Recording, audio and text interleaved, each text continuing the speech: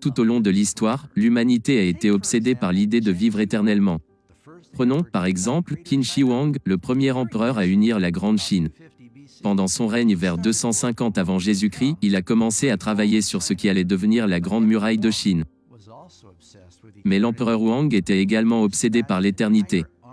Il a envoyé des armées entières à la recherche du légendaire élixir de vie. Une boisson magique qui lui permettrait de vivre pour toujours. Craignant d'être puni s'il revenait les mains vides, la plupart de ses soldats ne sont jamais revenus. En raison de son obsession de vivre à jamais, l'empereur a également commencé à travailler sur sa ville funéraire quand il était seulement âgé de 13 ans. Il remplit de vastes cavernes souterraines autour de sa tombe, avec une réplique de sa cour, croyant qu'en quelque sorte, elle reviendrait à la vie dans le monde à venir.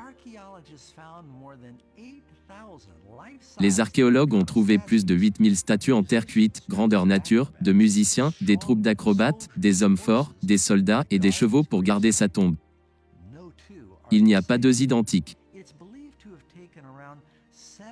On estime qu'il a fallu environ 700 000 travailleurs, sur environ 38 ans pour réaliser cette merveille.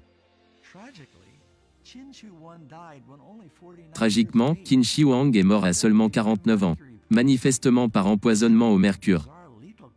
Il a bu un cocktail bizarre mortel que les médecins lui ont donné pour l'aider soi-disant à vivre plus longtemps. Beaucoup d'autres à travers l'histoire ont cherché cette eau vive introuvable. Alexandre le Grand serait venu en contact avec une rivière de guérison paradisiaque au IVe siècle avant Jésus-Christ.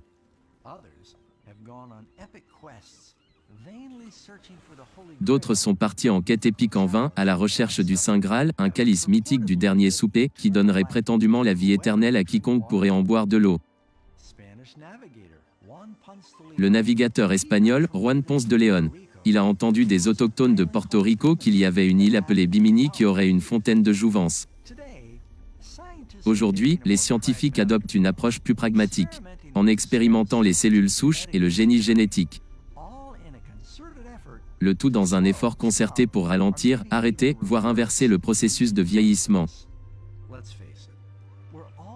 Avouons-le, nous sommes tous préprogrammés pour l'autopréservation. Les gens veulent survivre et vivre. Ne seriez-vous pas intéressé si je vous parlais d'un moyen viable d'augmenter votre durée de vie? Non pas de 20 ou 30 ans, mais pour toujours? Saviez-vous que la Bible parle réellement de cette fontaine secrète de jouvence? C'est vrai. Jésus a dit, « Mais celui qui boira de l'eau que je lui donnerai n'aura jamais soif,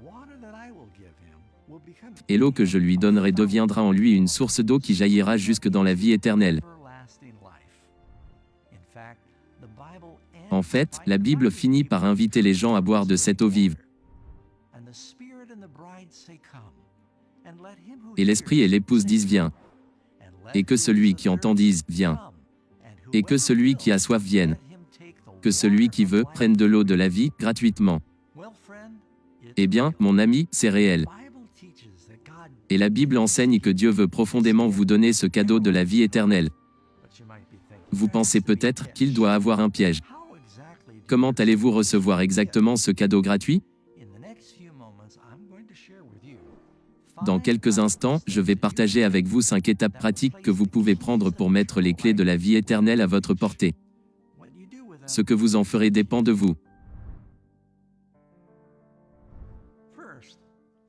Premièrement, nous devons reconnaître qu'il y a évidemment un problème.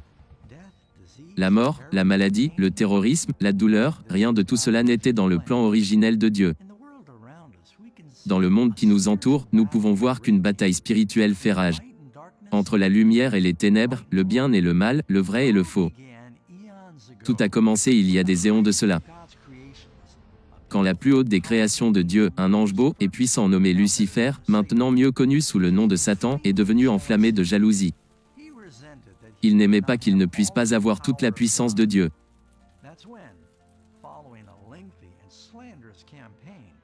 C'est alors qu'à la suite d'une longue campagne de diffamation, Lucifer a mené un tiers des anges de Dieu dans une rébellion totale contre le Créateur. Satan trompa ensuite les premiers humains en les amenant à l'incrédulité et à la désobéissance à Dieu. Ils ont involontairement cédé la domination de ce monde au diable. Notre belle planète a été détournée par un diable maléfique et ses forces qui ont rempli le monde de leur esprit de péché et d'égoïsme. Mais Dieu a envoyé son Fils dans le monde en tant qu'humain pour guider, sauver et finalement racheter ceux qui auront confiance en lui. Nous sommes tous des pécheurs, car nous avons tous péché et sommes privés de la gloire de Dieu. C'est vrai pour vous, c'est vrai pour moi. Nous tous comme des brebis, nous nous sommes égarés. Nous nous sommes tournés chacun vers sa propre voie. Et le Seigneur a mis sur lui, Jésus, l'iniquité de nous tous. Que ce soit le mensonge, le vol ou des mauvaises pensées, nous avons tous enfreint la règle d'or, la loi d'amour de Dieu, mieux connue sous le nom des 10 commandements. Les principes de la loi de Dieu sont destinés à nous protéger et à assurer une vie de paix et de sécurité. La Bible révèle que le salaire du péché, briser la loi de Dieu, c'est la mort. Car le péché nous sépare naturellement de celui qui donne la vie. Y a-t-il des mots méchants que vous avez prononcés, ou des actions que vous avez prises dans votre vie qui ont blessé les autres, ou même vous-même? Dieu vous demande de reconnaître que vous êtes un pécheur, afin de pouvoir passer à l'étape suivante. La deuxième étape de l'éternité consiste en fait à croire que vous pouvez être sauvé. Voilà la bonne nouvelle du salut. Un geôlier romain a demandé un jour à l'apôtre Paul, « Que dois-je faire pour être sauvé ?» Paul répondit, « Crois au Seigneur Jésus-Christ et tu seras sauvé. » Croire en Christ signifie croire qu'il est le Fils de Dieu et le Sauveur du monde, et lui faire confiance pour votre vie. Contrairement à vous et moi, Jésus a vécu la vie parfaite sans péché. Par la foi, il n'a jamais enfreint un commandement de Dieu. Il vous propose maintenant de prendre vos péchés qui ont été enregistrés en échange de sa vie parfaite. Il est littéralement mort à votre place afin que vous puissiez vivre éternellement dans un paradis sans péché. Jésus a souffert à votre place pour votre péché afin que vous puissiez être pardonné. Vous devez accepter cela par la foi. Celui qui croit au Fils a la vie éternelle. Cela n'est-il pas simple? Croirez-vous en ce message d'espoir que Jésus vous offre en ce moment? La troisième étape pour recevoir le don du salut est de confesser et de vous repentir de vos péchés. Dites à Dieu que vous êtes désolé. La Bible dit, celui qui cache ses transgressions ne prospère point. Mais celui qui les avoue et les délaisse obtient miséricorde. Jésus a également dit, à moins que vous ne vous repentez, vous périrez tous également. Se repentir signifie faire un choix déterminé pour se détourner du mode de vie autodestructeur du péché et avoir confiance que Dieu vous aidera à le faire. Cela signifie honorer les commandements de Dieu dans votre esprit, dans votre cœur et dans vos actions. Que le méchant abandonne sa voie et l'homme d'iniquité ses pensées. Qu'il retourne à l'Éternel, qui aura pitié de lui, à notre Dieu, qui ne se lasse pas de pardonner. Une personne qui se repent est véritablement désolée d'avoir péché et tourne son cœur vers Dieu. Le Seigneur promet alors de lui donner la puissance transformatrice du Saint-Esprit. Il mettra en vous un cœur nouveau et un nouvel esprit. Dieu ne s'attend pas à ce que vous vous souveniez et confessez chaque péché que vous avez commis. Venez juste humblement à lui au nom de Jésus et confessez volontairement que vous avez enfreint ses lois. Il pourrait y avoir des choses spécifiques que le Saint-Esprit portera à votre attention. Dites-lui que vous êtes désolé. Demandez-lui de vous laver de vos péchés. Lorsque vous le faites, la Bible dit que vous pouvez avoir l'assurance complète qu'il vous pardonnera entièrement. Si nous confessons nos péchés, il est fidèle et juste pour nous pardonner nos péchés et pour nous purifier de toute iniquité. Voulez-vous maintenant ouvrir votre cœur au Seigneur et confesser vos péchés et croire ensuite qu'il vous a pardonné? La vie éternelle, vous y êtes presque. La quatrième étape de l'éternité est de recevoir volontairement Jésus comme votre sauveur personnel. Le Christ a dit, « Voici, je me tiens à la porte et je frappe. Si quelqu'un entend ma voix et ouvre la porte, j'entrerai chez lui et je souperai avec lui et lui avec moi. Vous recevez Christ en priant de façon audible et en l'invitant dans votre cœur. C'est le cadeau étonnant de Dieu pour vous. Car Dieu a tant aimé le monde qu'il a donné son Fils unique, afin que quiconque croit en lui ne périsse point, mais ait la vie éternelle.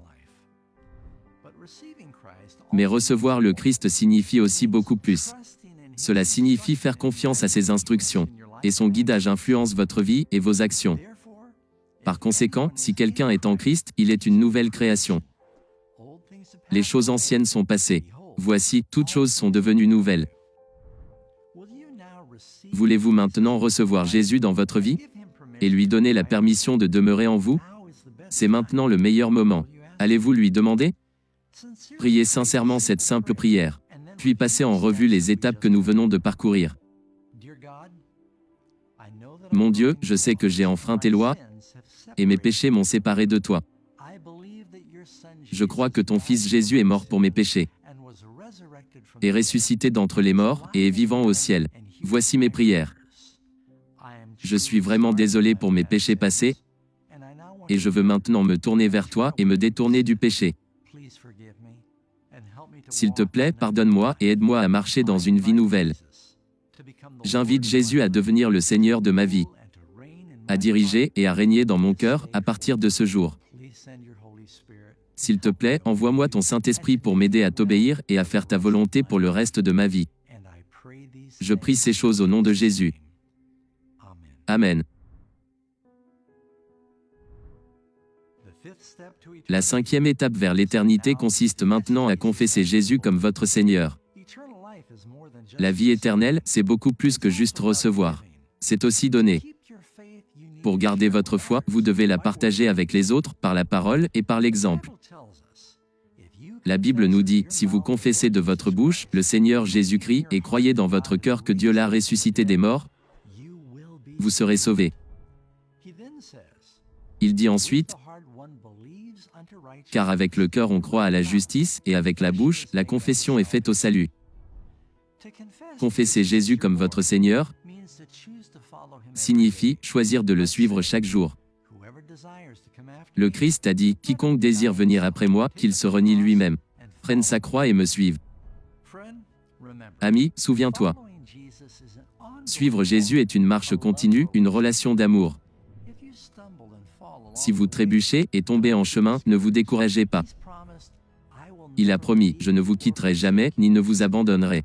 Juste relève-toi. Dieu veut te libérer du fardeau de la culpabilité et du péché dans votre vie. Dieu vous aime tellement. Il a envoyé Jésus, qui a volontairement pris sur lui le salaire de vos péchés.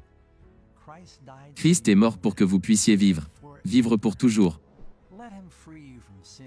Laissez-le vous libérer maintenant du péché et expérimenter une paix réelle et durable.